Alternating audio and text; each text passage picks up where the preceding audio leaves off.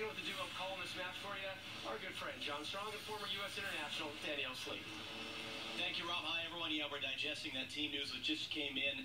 For Canada, Danielle, they have not been conceding goals, but they haven't been scoring goals either. So on the assumption they can't get a shutout, how are they going to produce the needed offense to advance to the semifinal? Well, that's certainly the challenge. I mean, they are struggling a little bit like the United States to find that attacking rhythm. But when they have had success and when they have scored goals in the run of play, it's come from the wide, the flank areas, particularly the right side. I think back to the last goal against Switzerland that Bélanger scored. I also think back to the Ashley Lawrence goal.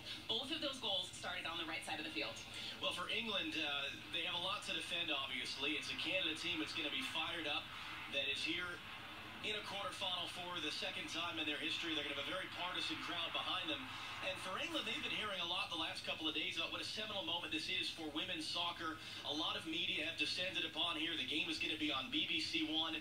How much of that is going to be relevant to the players down on the field? You know, I mean, look at the first 3 quarterfinal games. They are tight games. And when you're on the field, you're not thinking about what's going on at home. You're not thinking about what's going on in the BBC. You're thinking about finding a way to win.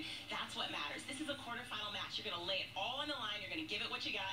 And yes, it's cliche. Yes, it's cheesy, but it's true. This is why you're here. This is what you play for. These are two teams that know each other very well. It's the third time they're playing this year. The Cyprus Cup final that England won, and both teams' final game before this World Cup that Canada won. But there's also an interesting shared political and cultural history, of course, between Canada and England.